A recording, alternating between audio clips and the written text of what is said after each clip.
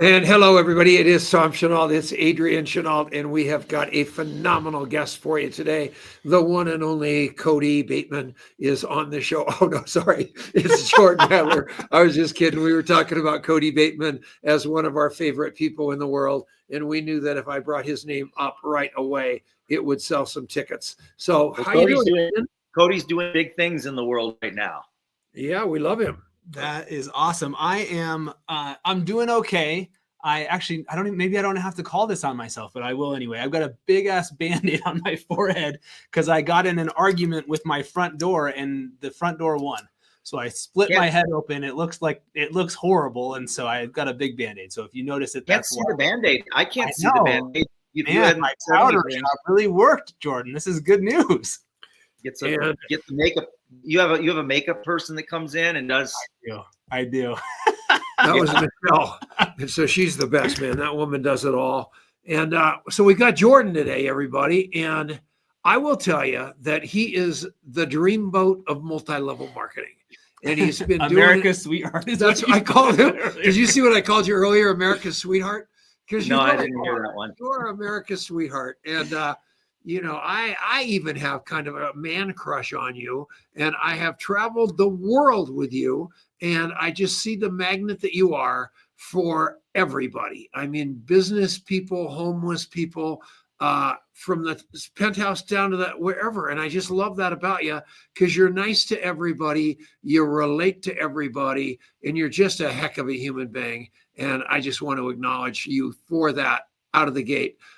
Quite jealous of you. The first time I ever went over to Eric Worre's house, I think I'd sent him like a bronze sculpture or something like very expensive for Christmas. And so I walk around that entire really, really expensive home. I can't find it. It's probably in a box somewhere. And I walk in the refrigerator, and there is a card on the refrigerator from Send Out Cards and Jordan Adler. And then on the table is a giant, beautiful card from Jordan Adler that those guys were cherishing. And it taught me a big lesson that day that, man alive, if you want to make somebody's refrigerator, make it monumental. Not a text message, not a phone call, not a bronze, and put your heart in it. It's probably going to hit the refrigerator. And that's what you did, Jordan. And I just want to acknowledge you for that out of the gate, because you do me better than I do me, and I do me pretty well. So thank you for being you. How was that for a line? You're giving me way more credit than I deserve. But thank you. No way. And the fabulous John Milton Fogg is not dead. He is alive and watching the show, which is really cool. JMF, one of my favorite guys. How you doing, John? He's a writer of epic proportion. He is a writer. Certainly is. All right. So Jordan, that guy had a huge impact on my career early on in the 90s before I ever, John Milton Fogg, Richard Brooke, Donna Johnson, long before I had signed up a single distributor in any network marketing company, I was learning from those guys at the mastermind events and listening to the audio tapes and reading their books and all that kind of stuff. Russ Devan. Wow, Russ Devan. I forgot about him. Brooke loves him. He's kind of made a comeback here recently. And yeah, I like that. So we want to make sure we keep the light on him. We'll probably get him on the show. But Jordan, what are you working on these days, man? You're, obviously have you already gone to space with Richard Branson, or did they cancel that deal? No, that's another story that's probably for another time. Richard Branson pulled out of that program, by the way. It was a great investment. I got to spend a lot of time with Richard. I got to know him. I spent time on Necker Island. I was at the spaceport when he launched into space. But there's not much going on there right now. Their stock went from $60 a share down to a couple bucks a share, $3 a share, something like that. And there's just not, they're going to need about $4 billion more to continue that program. And they're out of money. So I don't know what's going to happen. But I'm not in it anymore. I'm not going to space in that program. Maybe in another one, but not that one. Not going to space on that jalopy. I'm going to figure something else out. The spaceships are beautiful. It's high tech and everything, but Richard's spending most of his time on his cruise ships now. There you Well, go. All right. I like the guy. I want to stay on the aviation front for a second. I'll never forget that horrific helicopter crash that you inadvertently got into. And what I love about you is you learned to fly a helicopter, you had the crash, and you got back on the horse, and you're still flying the helicopters. And I take that as an unbelievable commitment. And how's that all working out for you? You know, a lot of people don't know Tom Chenault for many, many, many years was an airplane pilot. You still are a pilot. You haven't flown in a while. Had his own plane and everything. Yeah. So in some ways, Tom, inspired me. But I decided to get my helicopter pilot's license about 10 years ago. And they actually laughed at me when I went into the school because it's all 22, 23-year-olds. And they said, guys in their 50s don't come in to get helicopter licenses. It's mostly people in their 20s and 30s. And so it took me a long time because I was traveling a lot for my network marketing business. And it took me 2 years to get my license. And, you know, when you're gone for a couple or 3 weeks and then you come back, you have to relearn some stuff. And just to clarify things, this is a long, if you want to check it out, go on YouTube and search for fake helicopter pilot crashes helicopter. Fake helicopter pilot crashes helicopter. This guy was my friend, supposedly. We got to know each other over a number of months. He was introduced to me by another friend who had known him for 5 years. Everyone knew him as a licensed commercial helicopter pilot and had thousands of hours, and they flew every week. And turned out he was a complete fraud.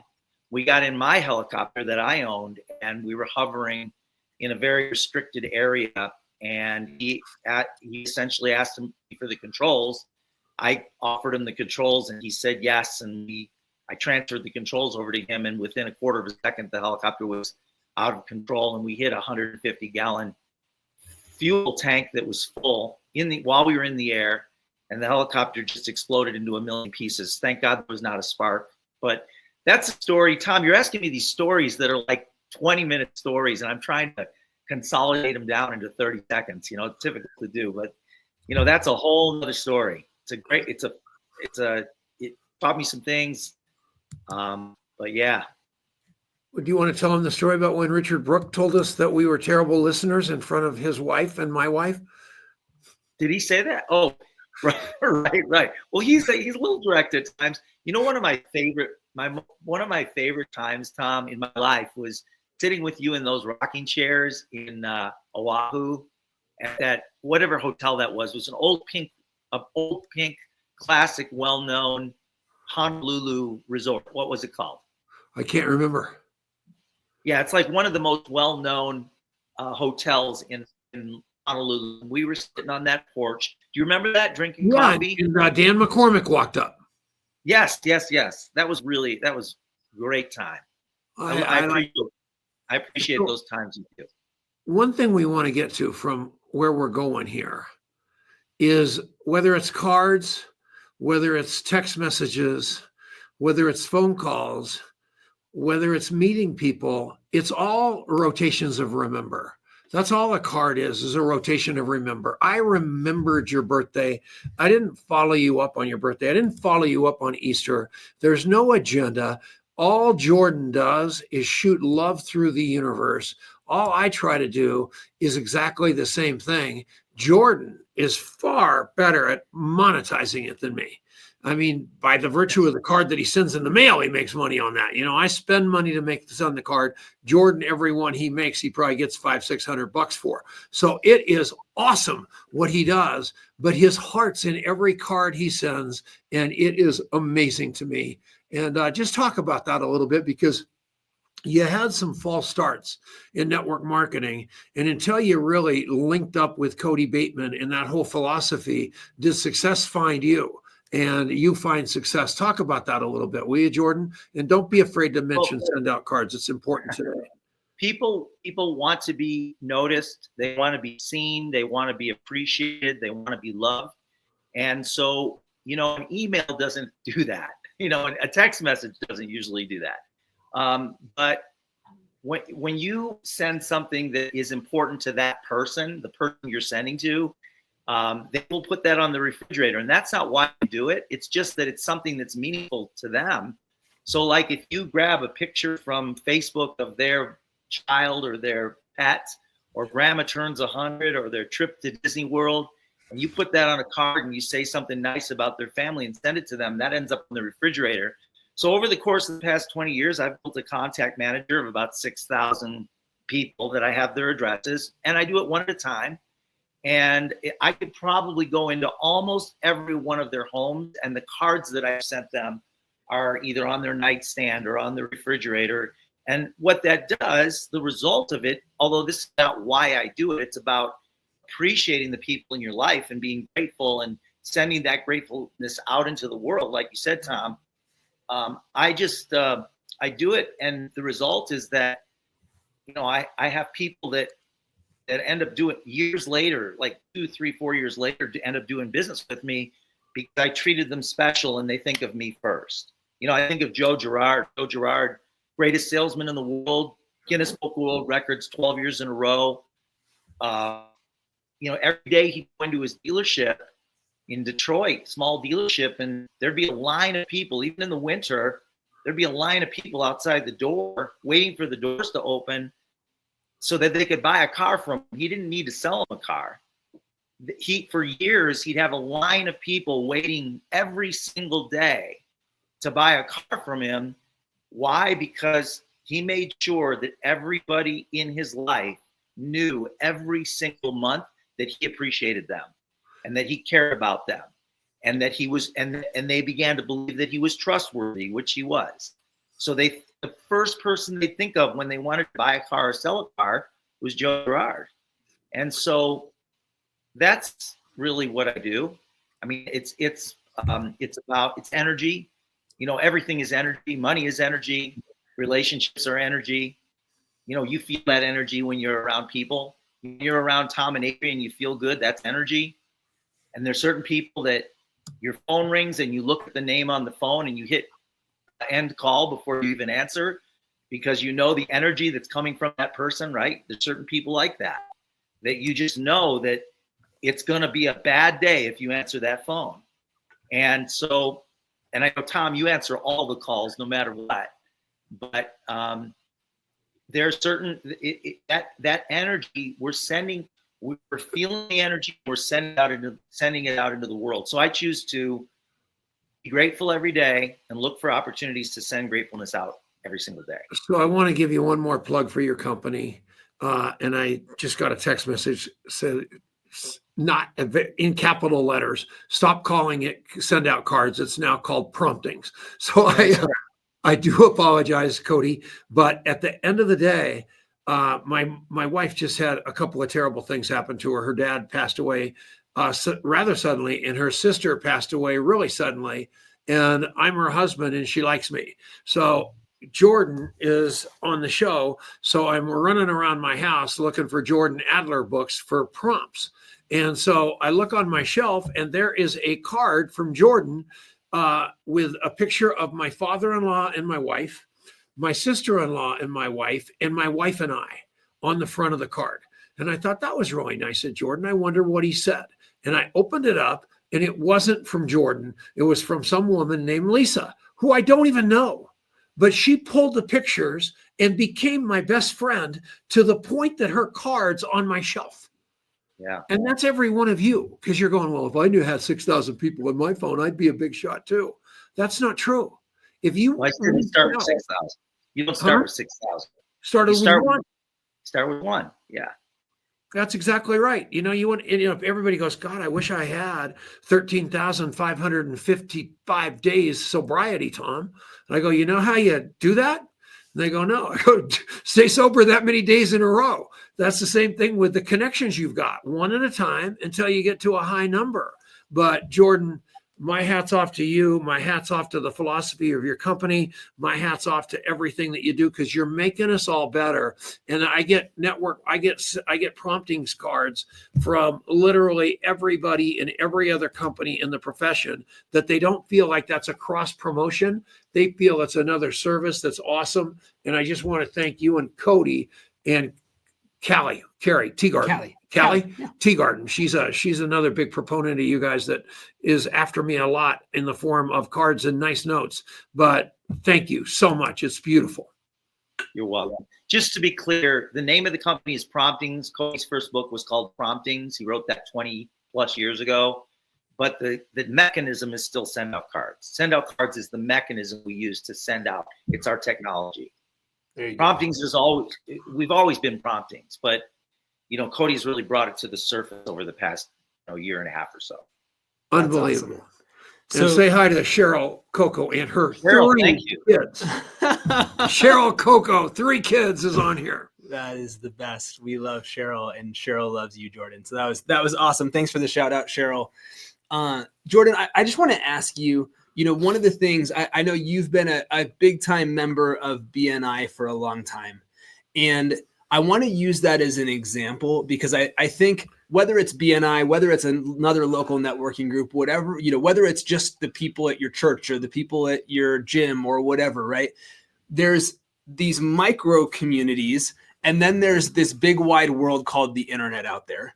And I think, and you can tell me if you agree or disagree, I think that we have this constant temptation that it feels like there's a million fish out there in this big sea called the internet, and that there's this tiny little pond called my BNI group or my church or my whatever, and that we have this illusion that if we just go throw a hook out there in the pond of the bazillion people on the internet, that we're going to get rich, and that it's not a good idea to go and invest in the same old pond over and over again. And I think you have proven that there's a lot of wealth to be created sticking with one pond instead of thinking you have to go boil the ocean. And I want you to talk about that and how you have done that, because I think it's really done something. It's a beautiful thing. There's a lot to unpack in that statement that you just made, Adrian. So first thing that comes to mind is a Gary Vaynerchuk quote. He says, the more the world goes Jetsons, the more the Flintstones are going to win. Wow, that's good. Write that down, somebody. Put it in the comments. The more the Flintstones are going to win. BNI, you mentioned it, it's a network. It's a network of networks. I got invited to my first BNI meeting, Business Network International, 20 years ago. I got invited to the smallest meeting in the United States, or 7,000 meetings, and it had 12 people, which is very, very tiny. But what I understand about networks, and I've learned this, is that when you become friends with somebody to the level that they trust you as a friend, not as somebody that's trying to pitch them or trying to get them into something, but as a friend. A business person has 1,000 people plus that they are connected to in a positive way. The average person that doesn't have a business, probably 200 or 300 or 400 people, but the average business person has 1,000 people plus. So when you join a BNI meeting, you join it, and you build trust within the people in that organization, and you get to know them as friends, they will open their network to you. So for example, if there's 12 people in the meeting, that's 12,000, 1 degree of separation, 12,000 potential connections. So, I've been a member for 17 years. I've been in 3 different chapters, but at different times. Once on the mountain here, 4 years, and I was in Vegas. And now actually every single week I jump on an airplane and I fly from Vegas to Phoenix, and I get in an Uber and I go to my meeting that has 70 members. I've been a member of this particular chapter for about 6 years. 70 members, of which 70% of them I would consider my close friends, because we go to lunch together after the meetings, and we do one-to-ones. And so what happens as a result of that is I get a constant flow of referrals. And by the way, they all get about 1 card from me every 45 days. Everybody in my chapter. And so what happens is when they meet somebody that they feel would be a good referral for me, they let me know and they pass that referral on. And those are better. I don't have to sell because they're already sold. These are people that have already gotten a real strong testimonial from the members of the group, from the member of the group that knows them. So it's by far the most, in fact, I'll share a stat with you that'll blow your mind. It's hard for people to even believe this, but my relationship with BNI has resulted in $280 million in revenue to our company over the past 20 years. Plus, you met Richard Branson. You went down there with the owner of BNI. I mean, the shoulders that it has enabled you to rub shoulders with is unbelievable. Yeah. Is that the BNI Profit Builders group? No, I'm part of I'm part of Paragon. Is that what you mean? No, Michelle went down there to try to sneak into your group, and it's called BNI Profit Builders down in Arizona. And I said, don't be doing that to Jordan. And she said, I'm going to. So no, I'm kidding. She was down there. And, no, I'm not part of Profit Builders. I'm part of a group called Paragon. Okay. Well, she'll probably be sneaking in there next week. So watch out. I'm speaking on the 9th.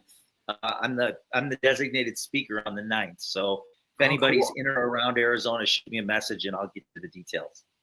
That's pretty cool. I love that. That's a big number. He 280 million. You thought I didn't hear it. That's a lot of cheese, man. That's a lot of cheese. Necker Island. Yeah. Just to be clear, what I started sending cards to Ivan. I started promoting BNI like crazy on my weekly team calls. And back then, I was 20 years ago, I was brand new in the company. We had very few people, but I kept promoting it over the weeks, telling people that they should find a BNI chapter because it's going to introduce them to new people. It's going to train them on how to network. It's going to get them comfortable speaking in front of groups, all those kinds of things. So I promoted it. So within a year, we had 250 of our team members in BNI chapters around the world. And that created massive leverage. Well, that got the attention of the founder and the CEO. And I introduced them to Cody, and we built a synergistic relationship with BNI, which got us on national stages. So that resulted in literally tens of thousands of customers over the years. Okay, so what you guys are, we have not talked tech at all. We're talking, I want you to use tech. He is tech, but I'm going to tell you, he's using tech to get to touch. Yeah. Don't use touch to try to get to tech. Don't try to get away from touch. And all these people, you don't have to talk to anybody. You don't have to call anybody. You don't have to know anybody. It is absolutely not network marketing. You might be doing that, but that's called a computer nerd. We want you to be great human beings, right, Jordan? You bet. One thing that comes to mind, Tom, as you're talking is many years ago, long before I ever signed up a single person. In fact, I was still living on macaroni and cheese and tuna fish and living in probably a 250 square foot garage attached to a 2-bedroom house in an old neighborhood on the ASU campus. I was in my 30s. My rent was $200 a month. I had $36,000 in credit card debt on 22 credit cards. And I was invited. I joined my 12th network marketing company. And I got invited to go to San Francisco for an event. And I didn't have the money to go. And a couple in the company believed in me. I never signed anybody up in network marketing. They believed in me so much so that they said they would get me a hotel room and pay for my airline ticket to go to this event in San Francisco. And it changed my life. 3 things happened at that event. But one of the things that happened is I was sitting in the audience and they were sitting behind me. I was in the first row and they were in the second row. This couple that paid for my trip, and they were top earners in this company. And I get a tap on the shoulder and I turn around and Jay hands me a note, Jay Smith. In fact, I dedicated my first book, Beach Money, to Jay. Jay hands me a note and I open it and it's on his little letterhead. He hand wrote it and it wasn't a long note, but I still have it to this day, probably 35 years later. Jordan, nothing would make me happier than to see you get your executive promotion and soon. Signed, Jay. Now, executive was the top position in the company and I'd never signed a single person up in the company. But that note, because Jay, a guy that was very, very successful, recognized me as somebody that had potential to build something. And I could tell that Jay and Meg deeply cared about me and wanted to see me succeed. And that was a lesson that I learned. And that will overshadow any technology play that you can come up with, is that personal touch with people to make them special, make them important. So I was talking to Sandy Ellsberg a couple of days ago, And you remember her? Mostly. She's like 100 now, right? And she's down in air. She's in California. She's getting ready to move to California to Texas, and Okay. she's telling me about the 2 Oscars that she won. And I go, you didn't win an Oscar. She goes, no, it's the equivalent of an Oscar when I was a school teacher in New York City because I was so good at it. And it was like back in the 40s, probably, when however old she is. And so I'm laughing about it, just trying to imagine that. But what I'm going to do when I get out of here is I'm going to go open up that Send Out Cards account. I'm going to get a picture of an Oscar. I'm going to send it to her alongside a picture of her. And I promise you, I will make her refrigerator because that's how you do it, right? I think that would probably have a big impact on Sandy. But that's all about touch, but using tech to get to the touch. That's right. So that's what I want you guys to understand that human beings, make them feel better about themselves, right, Paco? Totally. That's what you do. Yeah. Totally agree. And I sent it to him. I listened to an interview recently with Brian Buffini, who's a huge guy in the real estate space. Oh my gosh. With Eric. And he it reinforced so much of what you are talking about. And it's just how important getting really specific on those touches really is, right? If it's the same thing to everybody, it's just not, you can tell the difference between that and something that has even just the most minute personal touch. And what he talked about is that, people all the time say to him, how do you, what a waste of time. Don't you know that you could get somebody to deliver those flowers for you instead of delivering them yourself? And he is, laughing to himself going, well, I sold 200 houses last year. You sold 2. And so maybe you could try what I'm doing instead of me telling me what to do. It's just that whatever it is, the things that you do that just go that little bit above and beyond to make somebody feel special, that 10% more effort creates 100% plus more in impact, right? You bet. Another thing that just came to mind was that as I became more successful, can you still hear me? Because my video, there we go. As I became more successful in business, I started getting invited. You start hanging out with different people over time because, as you get involved with, you're just getting involved with different groups of people as you're growing. And I always had an intention to hang out with people that had more success than me. And so there's actually 3 billionaires that I've been to their homes in my career. And every single one of them, when you show up to their home, they give you a gift. You should be giving them a gift, but they give you a gift, every one of them. And that was a lesson to me as well, is gifts are important. Give people things that when you see something on a shelf in a store that you think of someone, when you see it, buy it and give it to them, because it will it makes them happy.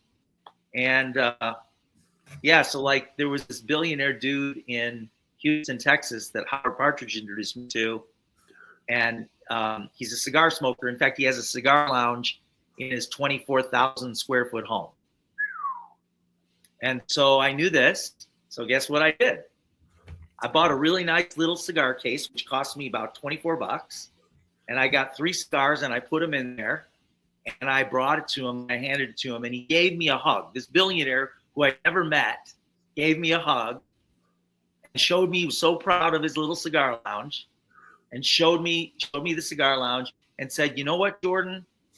Rarely do people do this kind of thing for me, especially the case. The fact that I went out and bought a little leather case that cost me $20, that was that was a little extra.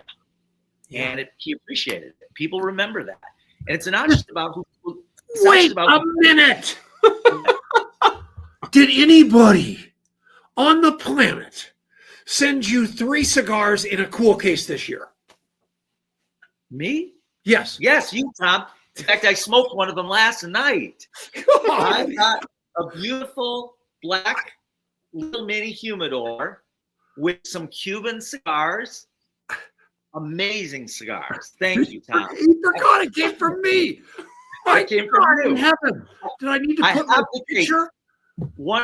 right underneath where I'm sitting right now, there is my bedroom, and there's a case that you gave me with cigar. I think I still have one left. I think I've smoked 3 of them, and I have one left. So here's what I did. I sent 3 cigars to a billionaire off of that story right there. And that's exactly what I had to do to try to get him on the show. And it worked. Woohoo! That is Gifts are so important. They are. And $24 for a billionaire, right? You didn't have to go buy him the most expensive cigar in the world. He could go buy the most expensive cigar in the world. It's the thought that counts, right? And that's funny enough, in that same podcast, the other story that they told was when Eric got to meet Lou Holtz for the first time. And Lou Holtz likes Kendall Jackson and fun-size Snickers bars. Those were the gifts that he brought. It's like, it's not about the money. It's about giving a dang about people. We're going somewhere here. So this is about listening. So there's a billionaire here in town named Stephen Tebow. Yep. So I meet him at a diner, and we have pancakes for breakfast. And it's a beautiful breakfast. And he says, I said, how'd you like it? He goes, great, but I just wish we would add some some peanut butter for those pancakes. For Christmas, I gave him a jar of Skippy peanut butter that I wrapped up, and he went out of his mind. What do you give to a billionaire? You can't buy it. You got to have it from the heart. You guys need to get this, because if you're trying to be Jordan Adler when you grow up, that's how you get there from here. Right, Jordan? Giving gifts makes a difference. Yes, Tom. Thank you. Thank you, Jordan. And I did get your brownies that I don't eat gluten. You know what? Once in a while, Tom, put those in your freezer, and once in a while you can cheat. I do. I don't eat gluten either, but I have them in my freezer, and then, I don't eat the whole thing. I'll usually take 1 or 2 bites. It's not going to hurt you. I eat gluten all the time. I cheat constantly. All I have to do is make sure Denise doesn't see me. So that's just true. You've never sent brownies I didn't eat. I want you to know that. That's great to know. Yeah. So thank you so much. I'm sorry. Thank you, Ron. Thank you, Ron. Appreciate There's a lot more training going on, and you guys are probably going, where's the meat and potatoes of this show? This is the meat and potatoes. Fire your brain, hire your heart, and do what Jordan does. The world's nicest guy. What did I call him on the intro? America's sweetheart. America's sweetheart in MLM. And that's who he is. I love him. So, who was America's sweetheart? Or Jordan Adler. No. Who was it? Wasn't there an America's sweetheart? Yeah, I can't remember who it was. Probably Doris Day or somebody. Wondering if I want to be in that same company. I was just Sandy Ellsberg, right before she won the award or something. When she won the Oscar. Yeah. Oh my goodness. Wow.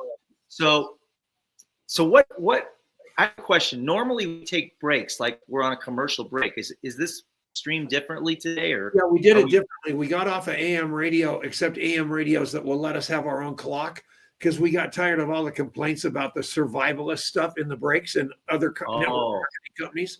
So we made deals with AM radios that would give us 45 minutes straight in, and then 15 minutes they can do their breaks and stuff.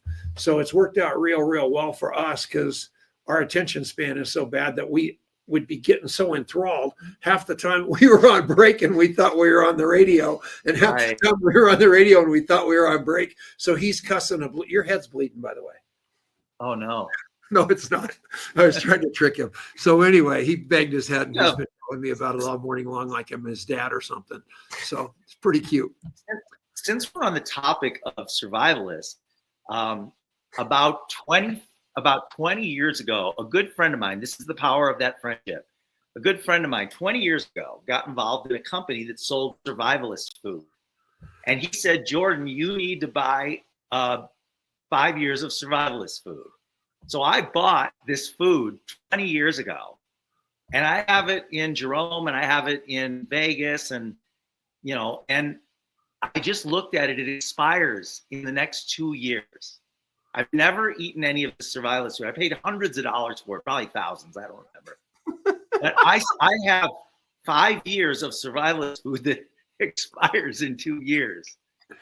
And I'm not exactly sure what to do with it. Oh, we have to have a party. As you have to throw the world's worst dinner party for just everyone you know. And you have to. You have to boxes and invite- boxes and boxes of tortilla soup in little foil bags. Oh yeah, of course. Do you remember Cindy Samuelson? No. Oh, she was huge in Vima. And she called me at Y2K and told me that I need to buy rifles and be doing all this stuff. And she was like so deep into it. So I think she's still in Arizona. So you need to invite her to your party. So yeah, so that'll be awesome. I'll introduce you. So she's probably still got all that. Before it stuff. expires, I'm going to eat one bag of that survival soup. Wow, of that's that, cool. tortilla soup. Got to do it, man. That is a great story. That's so funny. You guys are going to have great friendships if you'll just do what Jordan does and cultivate the friendships and stop and make the person across the table's agenda your agenda, and just drop people where they want to be versus where your agenda sends them. They're going to flock to your business like they have in the $280 million that came into the BNI, into the send out cards coffers as a result of his relationship inside of BNI. And over the years, I mean, the size of your organization, the size of your business, the size of your check, I mean, you have made a dent, but it has not been easy the whole way because you guys have been bringing touch into tech and tech into touch forever. And sometimes that tech breaks down and things get scary or people leave and all this stuff. So Jordan, what I want you to do is tell people what I tell people, and that is find a company you're going to have problems with and never quit. That's been your secret weapon for years, is you found somebody that was going to be in the foxhole with you forever, like Cody Bateman, and you guys have fought it out no matter what, right? Yeah, and it always, I mean, it's like a marriage. We've been together for 20 years, so you have your ups and your downs. There are weeks that I can't stand Cody, and there's weeks that he can't stand me. Yeah. And then, and then we make up, and then we love each other again. And that's just normal part of having that kind of a relationship. And there's decisions that I've made that he didn't like, and there's decisions that he's made that I didn't like. And we've gone through, when the company started, we lived in a flip phone world where to send a text message, you had to hit a button 2 or 3 times on your phone. It was like molasses to send a text message. So people didn't send very many text messages back then. There was no Facebook, there was no smartphones, there was no smart apps, and technology got really heavy as more and more tech was introduced, and we couldn't operate. Our platform couldn't operate on that old technology. And there was a point where it crashed and it wasn't working, and we had to rebuild our program from the ground up with hundreds of thousands of customers. Another time, remember Microsoft Flash? Yeah. I think it's called Adobe Flash or something. Microsoft. Adobe. Adobe Flash. Yep. So one day, Microsoft announces that they're eliminating Flash. And in 6 months, Flash is going away. Well, our entire operating platform ran on Flash. And we had to, again, rebuild everything. And it cost Cody millions of dollars. And it almost put us out of business. And that's the one thing I got to give Cody, and this is a lesson for any entrepreneur, is you have to be committed to your mission long-term. And you have to be extremely resourceful and creative to be able to work through the issues and the problems. Now, a lot of people left every time that happened because they couldn't handle the pressure of it. And the people that stuck around, they're richly rewarded. When Amway got challenged by the courts in the 70s, how long did that lawsuit it lasted like 14 years. There were 12 people that stuck around. 12. That was it. Everybody left. Like 1 million people left. And 12 stuck around. And those 12 people all became multi-millionaires. But they were willing to weather the storm and be the solution. Be the cause of the solution rather than being the victim. Most people are the victim and they leave. And that's not a good formula for success. A formula for success is to be the cause of the solution, get involved, build the business. If you can actually become the reason your company is successful. You can become, look at that. Tommy Wyatt. What the heck? Wyatt. How are you, Tommy? Nice to see you, brother. Yeah. Well, that's 100% true, and good for you. And I just sent Cody Bateman the date of the ANMP convention, because last year he was so mad because we didn't tell him in time. So anybody that wants to know when the ANMP convention is, it's August 14th through the 17th. And one last thing before we get out of here. It is Lisa Grossman's birthday today. Yes. For those of you that have her phone number, please text her. She's gone through some serious health stuff, and you know her Facebook wall. Hop on there and give her a phone hug, because she is one heck of a woman who's been great. She's been like you.